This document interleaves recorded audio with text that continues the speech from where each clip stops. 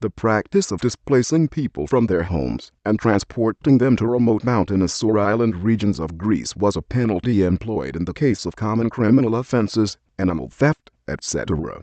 It was also used as punishment, or as administrative detention, for the crime of dissident opinions related to the communist danger, as the political threat the workers' movement posed for the bourgeois regime was defined as early as the interwar period.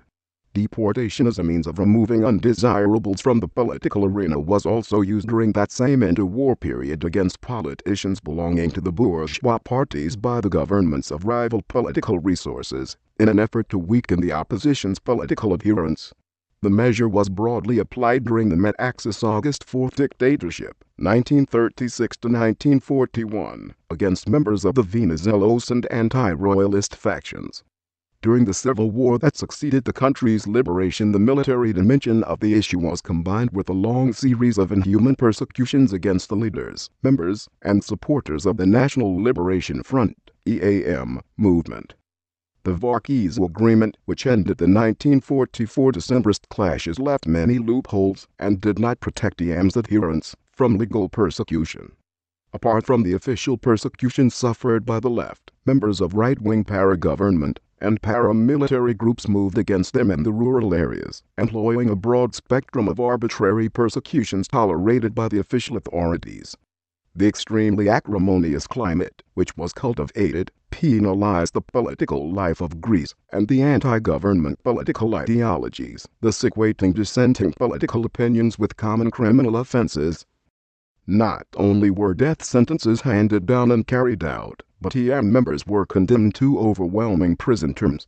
In the context of the official prosecution, thousands of people were placed under suspicion of either having committed or being in the process of committing crimes against the public order and security of the state, and were forcibly transported far from their residences by the security forces. The institution of deportation exile was retained, with certain brief interruptions, during the 1960s until the 1974 democratic restoration. Security forces installed tens of thousands of people of all ages in the detention camps, which were created all over the country as early as 1945.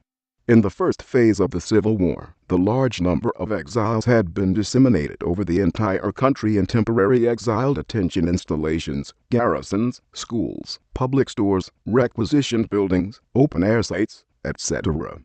Subsequently, in 1947, 3 large detention camps were set up, 2 on arid deserted islands and 1 on an island with vegetation, and a very limited number of residents near where military operations were underway. These islands were Gyaros or Ura, homonym to the forbidden island of the Sporades, but placed in the Cyclades for condemned prisoners. The Makronisos camp, where thousands of young men of military age were gathered based on their participation in or sympathy for the EAM resistance, or even for having a relative in the leftist camp, and Tricary mainly for women who had been arrested as a preventive measure, since they may have sought to provision the guerrillas during the regular military's mop-up operations against the Democratic Army of Greece. On Gyaros, detainees were installed in tents, and subsequently, they themselves constructed the prison building. On Makronisos, buildings were only constructed for the officers and the administration services of the camp, while the soldiers lived in tents. On Tricary, they also lived collectively in tents. Additionally, exiles were settled either inside or on the outskirts of settlements on Ikaria and Stratus,